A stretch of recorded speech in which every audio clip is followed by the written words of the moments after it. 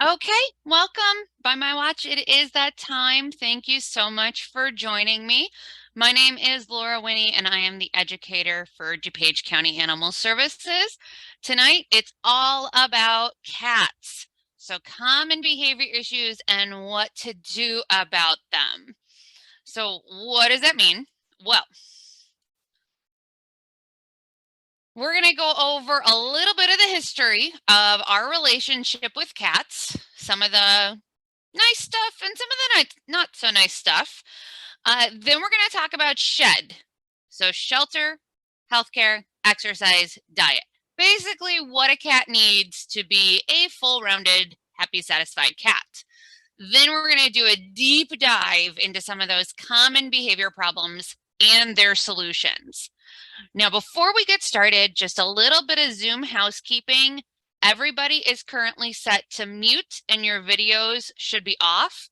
Please keep them that way. We are recording this for people who didn't make it and to put up on our YouTube page. So keep your mics muted so that we don't have any audio interference throughout the presentation. The presentation should go about 55 minutes. If I keep myself brief, I'll try. But I will stick around for the end for any questions that you have. Now, at any point in the presentation, you can throw a question into the chat box. Just know that I'm not going to look at the chat box until the end of the presentation. Now, just to show you what that chat box looks like, I'm going to throw a link to our program survey in there, just so you can see where that is.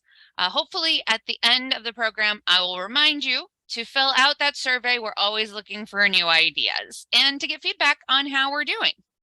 All right, so now that the Zoom housekeeping stuff is out of the way, let's go ahead and get started.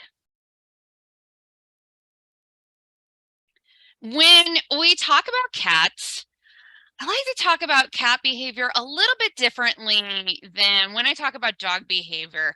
And a lot of that has to do with how we've interacted with cats historically and now how they're viewed today. So before we get into the specifics about behavior, I want to talk a little bit about the human-cat relationship. And I'm sure when we think about cats and we think about them historically, we think about all of the times that they've been revered, certainly Egyptian culture. You see them in the hieroglyphics and painted in the mausoleums. So you know that in the past, there have been times when we've really loved cats. And that's true for at least some of our history with cats.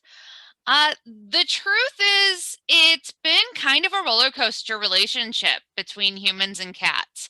When we've needed cats, they've been revered, and it's been when we rely on them to help reduce rodent populations around grain stores. So that's when humans are like, all right, cats, you guys are awesome. Thank you so much for your service. But when we haven't needed them, or if there's an issue, a perceived issue surrounding them, we've kind of turned on them pretty abruptly, and they've become reviled in certain periods of history. So, okay, let's talk again about the Egyptian cats. That's great. When you think about 4,000 years ago, we started really first having that relationship with cats. And, yes, we did revere them. We did see, humans saw them in their deities at that time. So you would think that would be great for cats, but unfortunately, didn't always work out for their benefit. Unfortunately, a little known tidbit of history is that in early Egyptian cultures, cats were mass bred. So we have this commercial breeding all the way back then. So we have over cat population even 4,000 years ago. And the reason they were mass bred was so they could be mummified with wealthy individuals and entombed with them to go into the spirit plane. So yeah, not a great benefit for the cats there. That doesn't work out in their favor so much, even when we love them.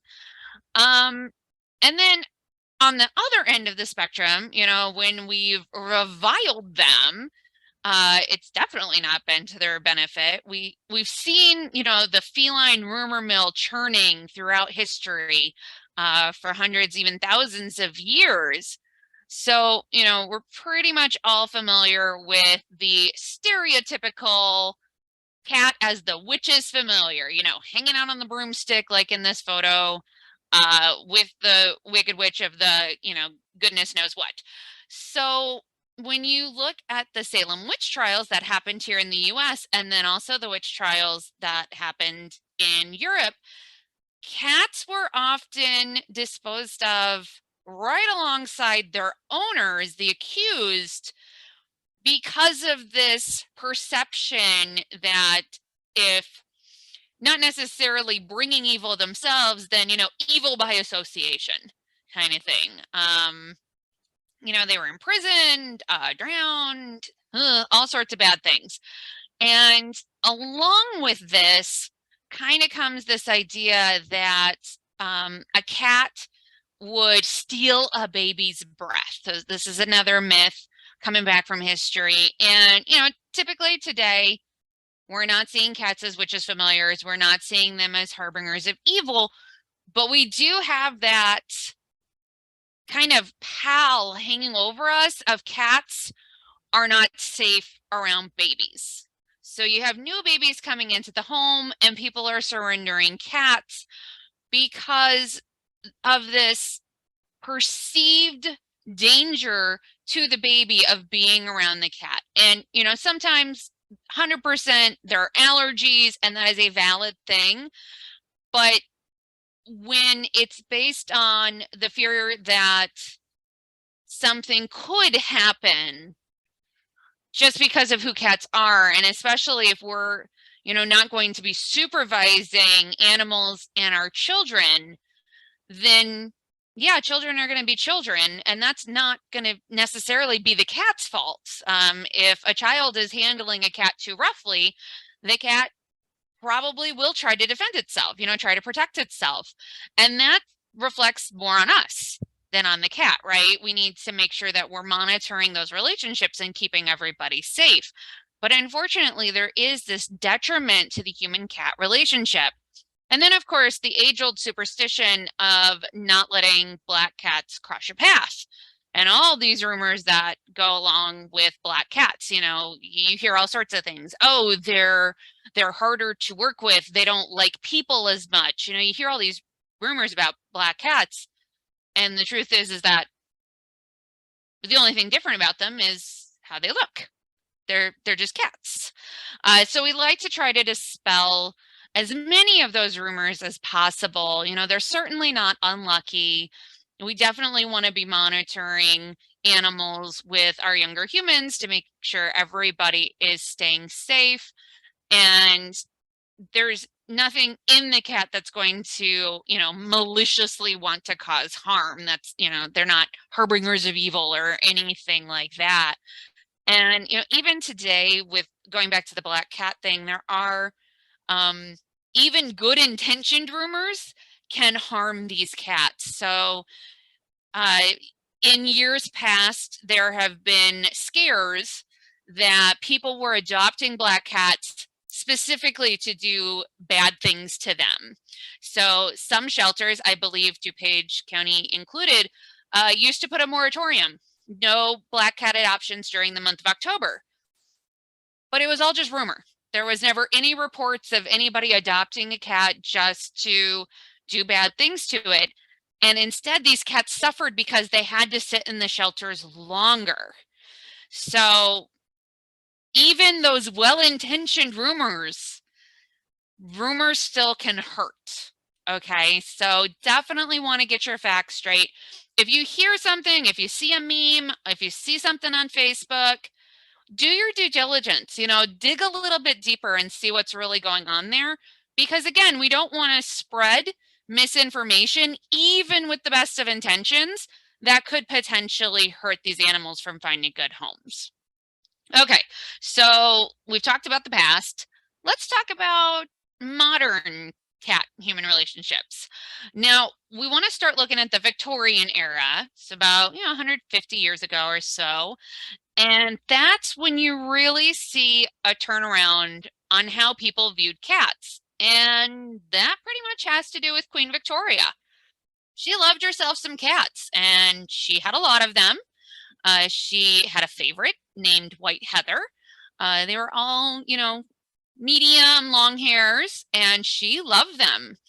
And as she, professed her love for these cats, she also encouraged others to do the same. So she really made huge strides in improving their welfare, particularly for cats specifically, but also other animals as well.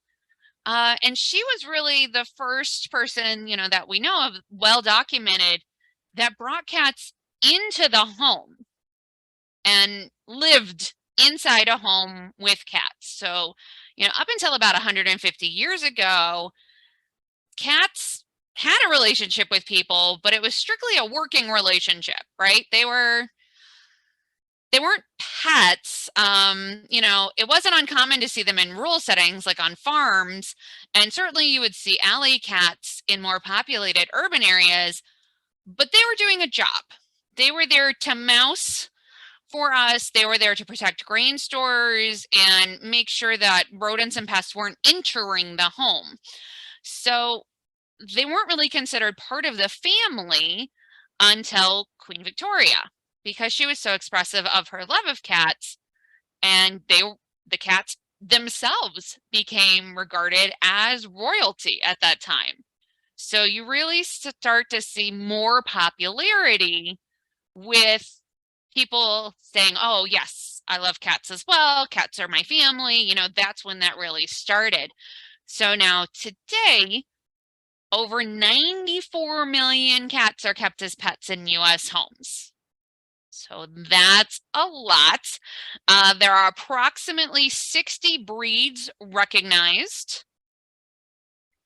And, there's pretty much an even split between cats and dogs, but typically, there's more cats in a household than dogs in a household. It's a little bit more common to have multiple cats in a household than multiple dogs in a household. So while most households with pets are split pretty even between dogs and cats, the number of cats is significantly higher. But unfortunately, despite our love for them, they are the second most surrendered animal in the country. And in many, many shelters, they make up the highest population of shelter animals. That's how it is at DuPage County Animal Services. If you ever go on our website and look at our About Us, you can see our statistics, and we always bring in way more cats in any given year than we do dogs. Sometimes twice, three times as many cats as we do dogs. So by, dispelling some of these rumors, by educating people on what they can do with problematic behaviors, hopefully we can start to get those surrender numbers down. And when we talk about cat behavior, there is a really big question that we can talk about, is whether or not cats are domesticated. Okay, so we can feel comfortable saying we've domesticated dogs, right? They've changed significantly over the centuries from their wolf ancestors. And, definitely rabbits, other small animals, guinea pigs, things like that. We can comfortably say that, those animals are domesticated. But when it comes to cats, that's kind of a question mark if they're domesticated or not, because when we think about where cats are coming behaviorally, we look back to where they came from. So, meet Felis sylvestris libica. So this is the African wildcat. And of all the cat breeds, it's not that much bigger than our common house cat, and considered the most tameable of the wild cats. There's a reason we don't have bunches of lions hanging out in our living rooms. Okay, this is a much more manageable sized cat. And this is most likely the origins of our domestic cat. And if you ever travel to Africa, you can actually still see them. They still exist today, and they're roaming through the savannah. They did a genetic study and, through process of elimination on different species of wild cats. This is the one that's probably the origin of our current cat that we see in households. Now, this cat, the African wildcat, does show a predisposition to working with humans. Okay, so if you go to Africa and you encounter this feline in the wild, they're going to be more likely to approach and investigate you than to dart away. If you've ever talked with a zookeeper, cheetahs are giant weenies, so they avoid humans pretty much at all costs out in the wild. These guys, they're a little bit more bold for their petite size. They're going to be more likely to come up and investigate you. So again, that's going to make it a little bit easier for early humans to start to form a relationship with these cats, right? Because it's hard to have a relationship from a distance, regardless of species, what have you. So it was easier for us to recognize the benefits of having them nearby as well. Now, when we talk about, the development of cats that we know today, and the question of domestication, they've coexisted with humans for around 10,000 years was the last estimate that scientists have settled on. Even thousands of years before ancient Egyptians were throwing them up in artwork.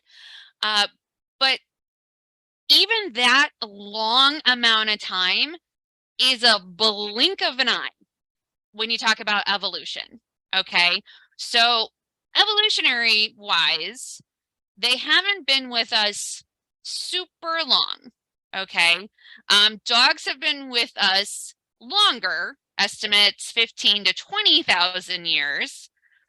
And again, the cats were pretty much left to their own devices for a lot of that. And even today, most of the time, cats are choosing their own mates. As opposed with dogs, people love golden doodles. So you need to get a golden retriever and a poodle to go on a date together. With cats, a lot of it is pick your own friend there. Okay, we're not really intervening.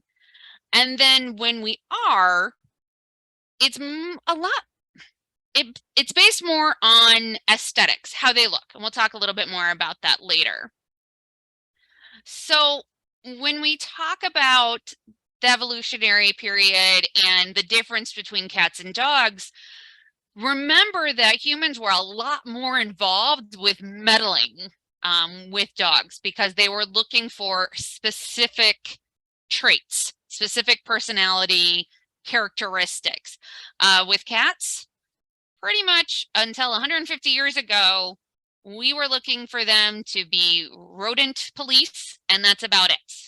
So very, very little time for them to have changed behaviorally. And again, we haven't really had much to do with that. We haven't really done much of an influence on that. And when we think about that blink of an eye, 150 years, that's like a fraction of a blink of an eye. We have asked them to change so much in such a short period of time. So from when cats really started to move up in the world and they went from, the barn to the condo and to being inside a regular residential environment, this is really one of the biggest shifts in the human-cat relationship, right? We've asked them to move inside with us. Again, very short time ago, only about 150 years. So we took an animal that before that our ancestors had largely viewed them as a tool to do a job, mouse police. And now we're turning them into a beloved member of our family. And we did this without asking the cats to change pretty much anything, unlike with dogs where we were specifically looking for personality traits with breeding, not really doing a lot. Now, that's not to say they haven't changed over time. They absolutely have. Their skull has stayed about the same, but brain formation has changed a little bit. It's easier for domestic cats to form memories, which makes it a little easier for them to adjust to our kind of, chaotic environment, and also to bond with people with that better memory formation.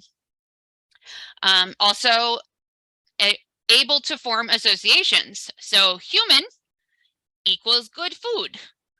Brush equals nice feeling on the back. So a little easier for them to do that than their wild counterparts.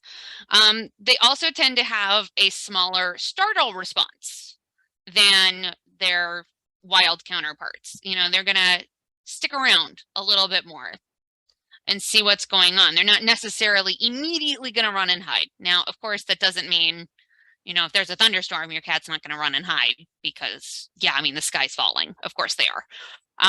But I'm just saying, overall, they're going to have less of that fear response.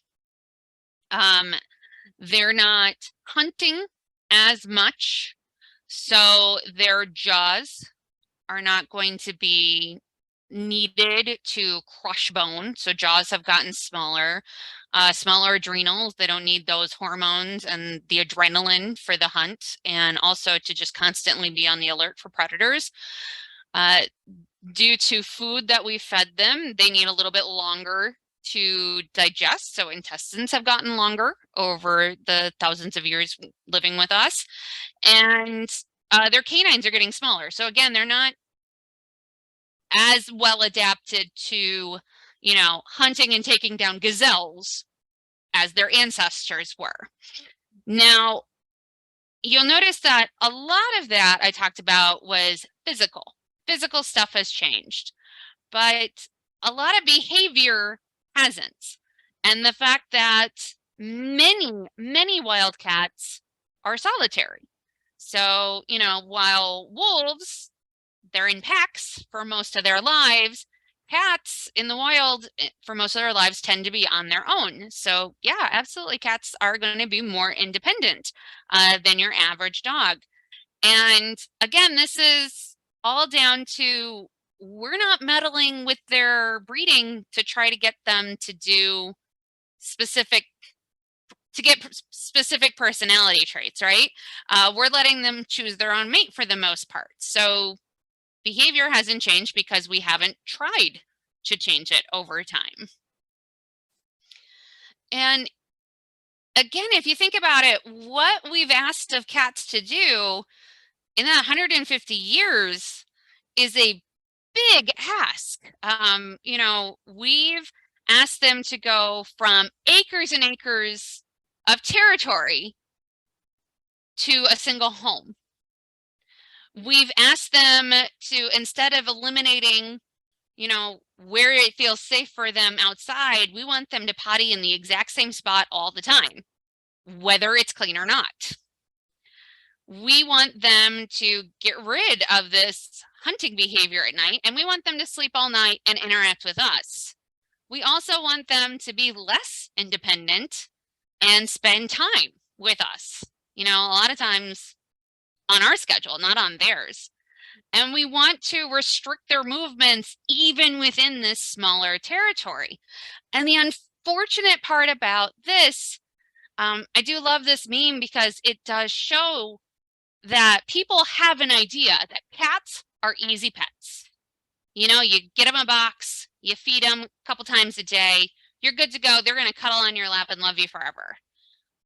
And when you have these unrealistic expectations and the cat doesn't live up to them, cats are in danger of becoming reviled again, right? They're in danger of becoming the harbingers of evil and, jerk faces. You know, we need to be careful not to expect what's easiest for us. That's not fair to them. They have their own personalities, their own instincts, and there are reasons behind those instincts. As we've seen, there's a lot going on there, and making sure that we are working on problems from their perspective, because that's really how we're going to solve problems, is understanding where these problems are coming from and working at it from that angle. Not, oh, my cat's just being a jerk, that's why it pees outside the litter box. That's not how cats think. That's not how they operate. We need to take away the human emotion out of it and go at it from their perspective, because the reality is millions of cats are surrendered every year to U.S. shelters. And right now, shelters all over the country are drowning in cats, DuPage County Animal Services included. And the unfortunate thing is there are only so many homes for these cats to go to. What do you do when you run out of homes where cats can go? And you have to make some very unfortunate decisions that we don't want to make. We love animals. That's why we got into this business. So our goal is to help people work with their cats so those cats can stay in a loving home. Now, okay, real quick, let's talk about what are going to be some good tools to have on hand in your household to provide things that your cat's going to need in order to be satisfied in that household. Definitely want to recommend that cats are getting exercise at least 30 minutes a day, okay? And that's active time with you doing stuff. Now, toys are great, and ones that you can leave around that they play with, those are awesome, but those can get boring really quickly. Playing with the same toy that spins around in the same circle over and over and over again. Yeah, they probably loved it as a kitten. I loved climbing in boxes as a kid. I don't do that anymore because I grew up and I realized that that's stupid.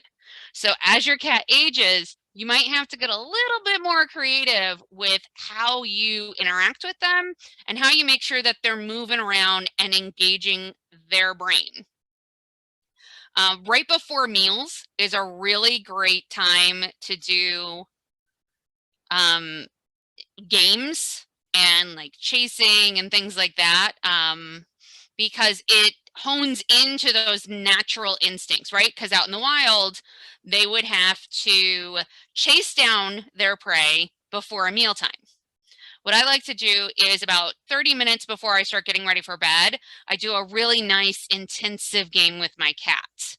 And, she's on the older side. She's about 10 years old, but I really like to engage her. And there's a lot of different things to keep in mind when you're playing with a cat. There's all sorts of resources out there on how to get your cat to play. We can talk about that a little bit later.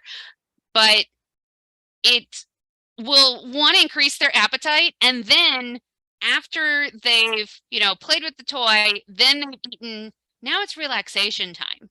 So this is a really great thing to do as you're going to bed, because it helps ensure that they're going to have relaxation time as you're falling asleep. So a perfect time for everybody to be relaxed and on their own. Inside your house, having different things for them to interact with are going to be very, very important. So perches and climbing opportunities, places for them to sleep, and also places where they can hide and feel secure, because it is a big, scary world out there, and they're tiny for the most part. They're going to want to have an area where they feel safe. And importantly, when they're in their safe place, we leave them alone. All right, we don't reach in and grab for them unless it is absolutely necessary, because we want to make sure that they feel safe in our presence. And making sure that that litter box is cleaned regularly. We recommend scooping at least once a day, and also having the appropriate number. So 1 per cat plus 1. because cats can get a little territorial. We'll talk about that with litter box issues. So definitely 1 per cat plus 1. Other items that you can provide inside the house to give an enriching experience. If your cat loves to just gobble down their food as soon as you put it down, puzzle feeders can be a great way to engage their brain, as well as make sure that they're not eating too fast that they're going to throw up. So puzzle feeders, there's all sorts of ones out there, or you can make your own out of toilet paper tubes, things like that. Giving them access to looking at things outside. If you feel comfortable having a bird feeder or some other area that, some other way that wildlife can be engaged from a safe distance, because cats are kind of murdery and they are a significant reason why our songbird population has declined over the years. So inside the house or inside a catio, something like that, where they can see the animals, enjoy, but not hurt. I do want to show that there are so many different ways that you can do exercise. This is Dean, the kitty ninja. He was adopted out last year, and we made him an agility course, and he mastered it. So then we made him another one. And you can see that Danielle here is using a lure. So she's got a treat in her hand, and she is taking him through the steps of the course where he needs to go. And once he learns the course, we'll treat him less and less as we go through, to the point where he'll only get a treat at the end once he finishes the course. And what's great about having furniture like this in your house is that you can switch it out and change up what that obstacle course looks like. So yeah, good job, Dean. Now, anybody who has ever owned a cat knows that they are super, super good at hiding when they are sick. And annual vet visits are key to catching stuff, because it's survival of the fittest, right? They're going to hide any weaknesses. So there's stuff that the vet can detect that is going to be really hard for us. We also want to make sure that they're getting their annual vaccinations. Even indoor cats, we want to make sure for sure that rabies vaccination, 1, because it's a law, 2, because the biggest exposure risk here is bats and when they come into the house. So indoor cats are still at risk for contracting rabies. We want to make sure that they're protected. Parasite preventions, if you are, if a cat has fleas and they swallow the eggs and then they can get worms, and it's a whole thing. It's really gross. Spaying and neutering can curb a lot of behavior issues, including one, when females go into heat and they scream at you. Super, super fun. I don't recommend that. Or when boys are constantly trying to escape to go on a date night. So spaying and neutering, 1, prevents unwanted litters, and 2, keeps your cat more content being at home. They're not going to be trying to go down the block to see Tommy Tomcat down there. All right, they're going to be more content at home. We also want to make sure that we're keeping their nails nice and trimmed and providing lots of scratching areas for them to use. Now, we do strongly advocate against declawing, because it's not just a manicure, it's an amputation at the first knuckle. And it's, 1, very painful. It can lead to infection. It can lead to all sorts of complication just at the surgery site. But then also it forces your cat to walk weird their whole life, because you've removed basically the tips of their toes. Okay. And that can cause issues with their legs, their hips, and their back, and even lead to early onset arthritis. So there are other alternatives. We will talk about them to declawing. That's just one of the many reasons that we strongly advocate against declawing. Rounding out our shed, when we talk about diet, there was a myth that cats can have a vegetarian or vegan lifestyle, and this is not true. They do require taurine, which is an animal protein, animal-based protein. So they have to consume animal-based protein. We recommend having distinct meal times versus free feeding. What I do with my cat is she has her kibble out throughout the day, but she gets her wet food at specific times, again, like right before bed, so that, then it's grooming time and then it's bedtime. Some cats are pretty awful about getting enough water. They can be pretty picky. So having just a bowl that the water never ever gets changed out, not going to be super appealing to them. Fountains work really well, but we also always recommend some type of wet food throughout the day because that extra moisture can help prevent dehydration. Also, your cat's going to love you.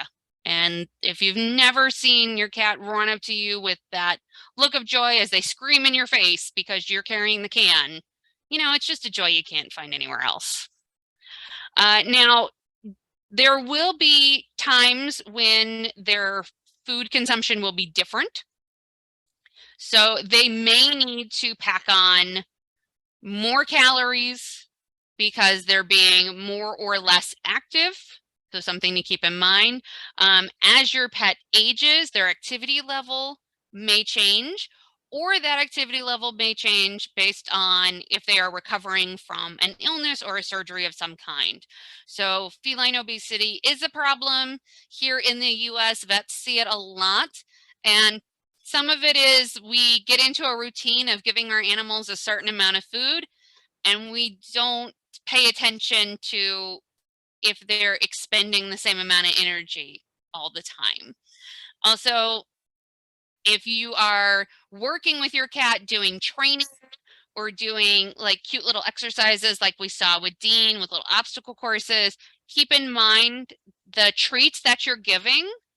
How does that balance out with their regular diet? Do you need to subtract a little bit of their regular diet from the day to make up for the fact that they got a lot of treats? Make sure that that's all nice and balanced. All right, so for the last 20 or so minutes, we are going to talk about those common behavior issues. Now, I could not possibly cover every single behavior issue. So if there is one in particular that you are looking for information on, I am happy to stick around and answer questions if I don't cover it here. I am not the world's most renowned expert on cat behavior. I will fully admit that. But I do work with people with a plethora of information. So if I don't have the answer, I can always get back to you later on. So when we talk about behavior, we definitely want to rule stuff out. If it is a new behavior, if your cat always used the litter box and all of a sudden they're not, first things first, we go to our vet. Because again, animals, especially cats, really good at hiding illnesses. Sometimes it comes out as a behavior change, okay? We also want to take a look at, has their environment changed? Have you added things? Have noises changed? Has furniture changed? Have you moved? Are there noises in the neighborhood? Even something that you may not think of as a big deal, like the neighbors all of a sudden have some outdoor cats and your cat can see them. That is a change to their environment and that can affect their behavior. Now, if you're bringing a new pet into your household, it can take a while for them to adjust. It can take several weeks for cats to feel safe and comfortable in their environment.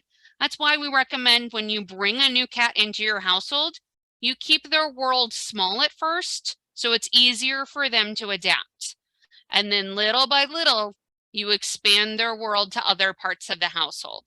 But get them started in just a single room, give them everything they need, and they'll pretty much let you know when they're ready to start exploring other areas. I currently have 2 foster cats, and this morning one tried to race out the door right before dinner time. So he's letting me know he's ready to explore other parts of the house. He's been here a week.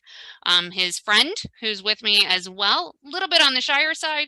I expect her it's going to take her a little bit longer to decide she's ready to leave the sanctity of this room. So pretty much the top thing that we hear at the animal shelter is, I need to surrender my cat because of litter box problems. And 100% this could be medically caused.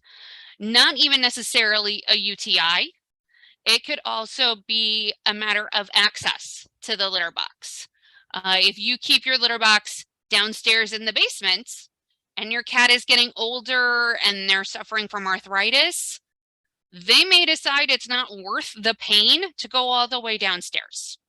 So again, the first call is that we want to make sure that we are ruling out medical issues, and we do that by going to our vet.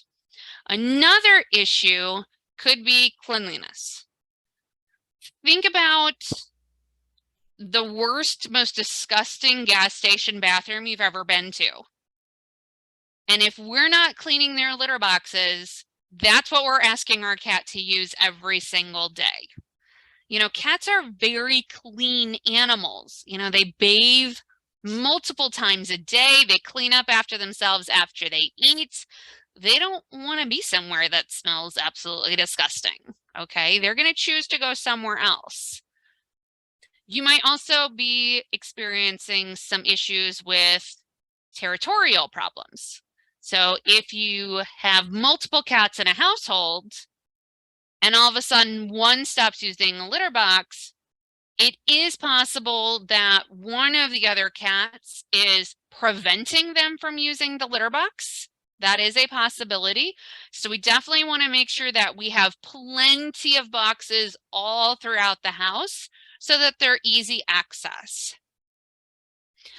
Even having a single cat in the household, if there are outdoor cats, your cat might be spraying to mark their territory as a response to the cats that they see outside. So a good thing to do there is to close the blinds and don't let them see. Now, there might be some negative associations with the litter box, and this can come through a couple different ways. Maybe they don't like the style of the box. We love covered boxes. A lot of cats don't. They feel claustrophobic. It's not a good thing for them. The type of litter that you use, if it's very strong smelling, could be a turnoff for the cat. Or if it has like those crystals in it, you know, they're touching it with the bottom of their feet. That's very, very sensitive. I mean, think about walking on, you know, crushed glass in your bare feet or on pebbles in your bare feet. Like, that's going to hurt. So they may decide, ugh, it hurts to go in there. I'm going to go over here. So testing out different box designs and different litters can also help with that. Now, another potential negative association is if your cat was having a medical issue, they may have had pain while eliminating, and now they associate that pain with the litter box.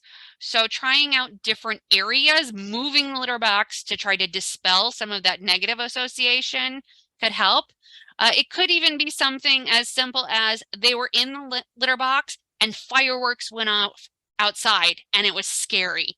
And now they don't want to go back to the litter box because that's where scary things happen.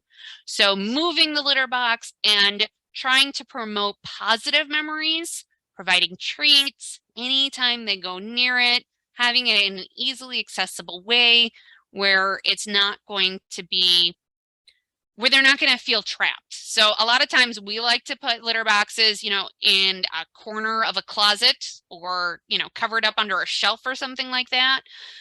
But cats like easy access because that's a pretty vulnerable time. It's a myth that cats love privacy. You know, they'll pee right in front of you if you let them. Okay, so what's important to them is that when they feel vulnerable, that they have an escape plan. So sometimes we got to take it out of the closet, we got to take it out of that box, and we got to make it more accessible so that they feel comfortable they can get away if they need to. We also get a lot of questions about scratching and chewing on things. Now, cats do scratch for many reasons. It is a natural instinct. It feels good. It removes the outer layers of their nails, so it helps keep those nails nice and healthy. And at the same time that they're scratching, they're actually releasing their own unique scent. not something that we're going to be able to smell, but it helps mark their territory because cats want to know where it's safe. And one of their most important senses is scent. So by marking something with their scent, it makes them know that, okay, this is a safe place for me to be. And while they're doing that, it also releases stress. I mean, a lot of times they'll do a nice long stretch, and that just feels really, really good. So we don't want to punish our cats for scratching because you're never going to get a cat not to scratch. They need to scratch. So instead, we want to help our cats choose wisely.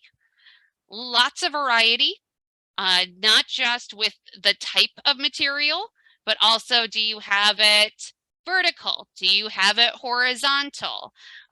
You know, where is it located? If they have a particularly fond place where they want to scratch, block that area with something appropriate to scratch on. And if they have a place, like for example, if they love scratching up the carpet, make that area uncomfortable for them to stand so that they're not going to want to be there anymore. So one example is you can get those clear carpet runners that have the little knobbly bits underneath. Put the knobbly bits upside down so that the cats don't want to stand on those knobbies. Okay, very uncomfortable. They're going to go someplace else. And then when they do use the appropriate scratcher, reward them. And you can eventually get those scratchers, you know, start with them at the problem areas. So if they're going for your couch corner, you know, get your scratcher as close to the couch corner as you can. When they start using it consistently, then you can start moving it further and further away from the place that you don't want them to scratch. You can also clip their nails. Pretty easy process. You can get little itty bitty, they kind of look like tiny, tiny little scissors, and trim the nails so that they're not as sharp, not as destructive. Or you can get little plastic caps that fit over the claw. They glue on. Your vets can help you with that. And those will last a few weeks. And then even if they do scratch, it's plastic. They can't catch on anything, so they can't destroy anything that way. Again, we highly advocate against declawing because it's taking a sledgehammer to a problem when all you need is a little finesse and work. Sometimes you get chatty Cathy's. So you might have some meowing, you might have some yowling, you might have some screaming. One of the first things we're going to advise is talk to your vet because there could be a medical reason. They could be trying to tell you, I don't feel good. You know, you might have the cat that's like, you know what, I'm not hiding this. There's something wrong here. So absolutely get to the vet. They could also just be very food motivated. And this one's kind of hard for us to, one, resist, because the easiest way to get them to stop is to give them the food, right? Well, then you've just taught them that when they scream at you, you cave and they get exactly what they want. So you need to investigate, is it happening at the same time? Is it, you know, meal times? Is that what they're trying to do? One of the things that you can do in that instance is automated feeders are very, very helpful because then you're not the source of that food. So if they are screaming, they're screaming at the little mechanical thing at the kitchen, not in your face at 3 a.m. All right.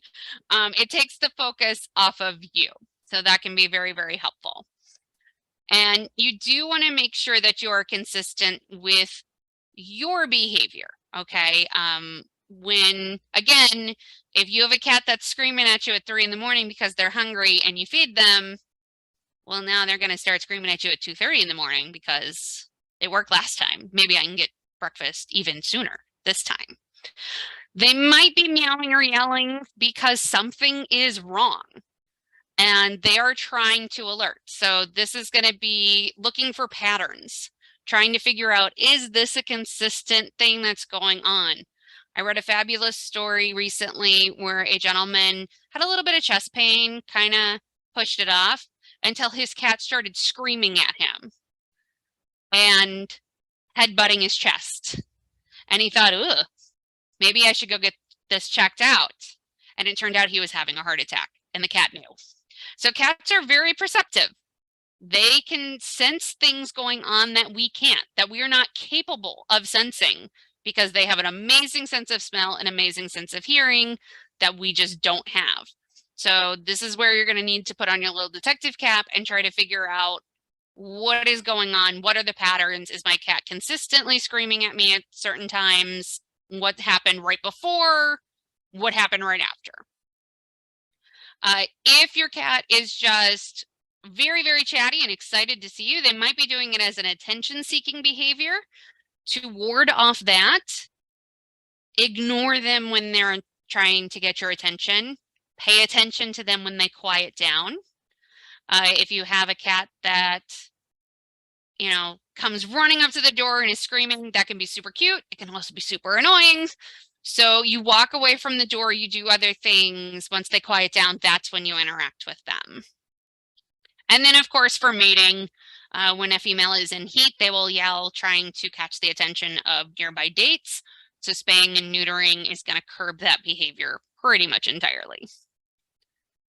There are many things that cats will do that we can't understand, again, because they do experience the world very differently than we do. And one of the most interesting things is that, you know, you'll hear people say, oh, the belly rub trap, you know, she loves it when I touch her belly so she can bite me.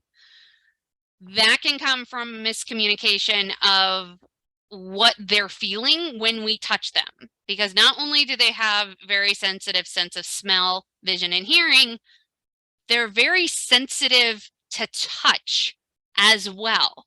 So, and especially their bellies. Now, there are cats that do enjoy a belly rub.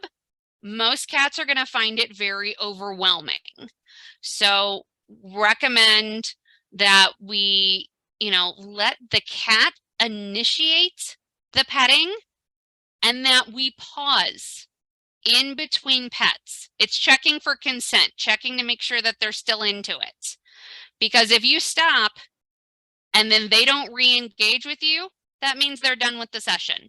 They got their pet, they're good. They don't need anything else. If you don't stop and you keep petting them, you're just ramping up the sensitivity in their body, and it's going to get to the point where it's very irritating, and they're going to tell you they want you to stop, okay? Because it's a warning. You might also have kittens who are biting just because they think your hands are toys. We want to make sure that we are not using our hands as toys, because a little kitten bite may not hurt, but a full-on cat bite can. So we want to make sure our kittens know to play with toys and what's appropriate for them to chomp on. If they bite our hand during play, we say ow and we stop, and we get a toy to replace it. A lot of aggressive behaviors can also be misconstrued because fear is often mistaken for aggression. So 2 cats pictured here. One is, you know, kind of in that aggressive stance, they're going in. The other one is in a self-defensive posture. So the one with the ears all the way flat back, they will defend themselves if need be, and they're showing you the tools they will use. So it is important to understand what is motivating this behavior. Is it another cat? Is the animal reacting to a person? Are they getting upset when a certain space is invaded? And the most hard for us to understand is redirected behavior. So let's say that you were gone all day, you come home, you go to touch your cat, and they swat at you or they bite you. What you didn't see was that they were staring out the window at something that upset them. Maybe it's stray cats in the neighborhood. Maybe it's a bird that's been taunting them all day and they haven't had a way to act on the instinct of hunting. So then your hand comes along, boo, that's something they can hunt. So trying to understand, you know, is it a play predatory thing right there? Is it redirected aggression towards other cats, trying to understand where that behavior is coming from. Because as much as we like to joke about it, cats aren't jerks. That's not how they think. A lot of times that jerk behavior is boredom. And we need to make sure that they are getting active playtime. So I mentioned before, there's lots of ways to play like a cat and to engage them. So let's check that out, see what that looks like.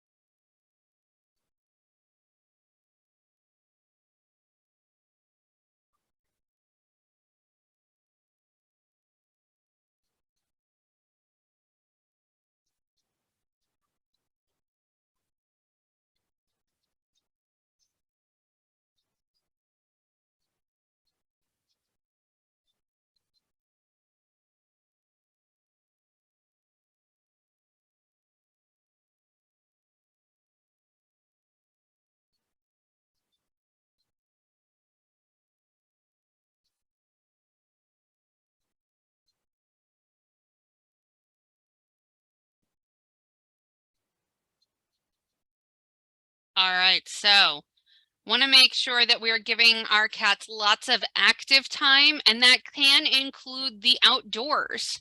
So some cats like having that access, but we want to make sure that they are doing so safely, not just for them, because there are diseases, moving cars, people, predators, all sorts of things that can hurt them, but also to keep our wildlife safe.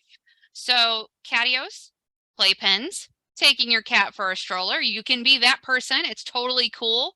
And they have amazing backpacks now where you can just go hiking with your cat in the backpack, or teaching them how to walk on a leash and harness. Now, all of these things are going to take the cat time to get used to, because in the animal world, new is scary. So you need to do a gradual introduction with lots of positive reinforcement. Don't expect to throw a harness on your cat and immediately go for a walk. Chances are the first time they're going to flop over and try to get out of that thing. Okay. So even before trying to put it on them, just let them sniff it. Let them rub their scent on it so that it'll be more familiar to them. And then lots of treats. And then that's all we do for today. And the next day, maybe we slip it over their head. Again, lots of treats, nice gradual introductions to all of these things so that they can enjoy the benefits. And if you are having extreme behaviors, if you are at the end of your rope, it is okay. There are professionals that can help you. So Jackson Galaxy, TV's Cat Daddy here is one example, but you don't have to go to Hollywood to find one. There are behavior consultants. Specifically, you can look online, the International Association of Animal Behavior Consultants. In our area, there are several that work with cats. And also making sure that if you have multiple veterinarians at the office that you go to, see if any of them have taken continuing education on cat behavior to assist you. So we want to remember to manage our expectations for our cats, because they haven't been part of the family for very long. So move at their pace, pay attention to their body language, and 100% respect the independence that we love so much, and respect their individual personalities. It's why we fall in love with them in the first place, and we need to be respectful of those things. Wonderful, folks. Thank you so much for hanging out with me tonight. I hope you learned something. If you have any questions, feel free to throw them into the chat. While you do that, I'm going to plug some upcoming webinars that we have. So continuing our behavior concerns theme for this month, Later on this month, we do have our canine concerns. So talking about that. And I switched it a little bit there. And then at the beginning of November, we're going to talk about beating boredom. So some of those behaviors may be due to boredom for our canine buds. So we're going to talk about unique ways that you can engage your dog's natural instincts in productive, non-destructive ways. Then we have our pet first aid and CPR workshop. This is an in-person workshop, $100 per person. Great information for tending to pets in a crisis. And that is on Saturday, November 5th. It runs from 9 a.m. to 3 p.m. and the sign-up details are on our website. And then rounding out November, we're going to talk about holiday pet safety. All right, folks, thank you so much for sticking around. I will hang out here for a little bit if you have questions, but at any point you have questions, please feel free to reach out to us. At DuPage County, we believe in all the animals in DuPage living happily, healthily, humanely with the humans of the county, all right? So no question is too dumb. It's not such a thing. We want to help. That's what we're here for. So you can reach out to us at any time. My email is humane.education@dupageco.org, or you can reach the shelter line during business hours at 630-407-2800. I do not see any questions in the chat, but like I said, I will hang out here for a few more minutes just in case there are some. I am going to plug that survey link back into the chat. Please let us know how we're doing, and any ideas for future presentations are always appreciated. Love to hear from you guys. No, thank you. I'm so glad that you enjoyed the presentation. Thanks.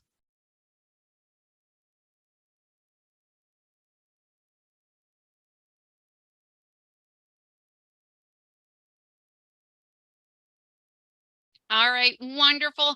Thank you so much for joining me, folks. Again, if you come up with a question later, or if any point you need help problem solving, feel free to reach out to us at the shelter and we are happy to help. Thank you so much for spending your night with us. Hope you have a good holiday weekend. Bye, everybody.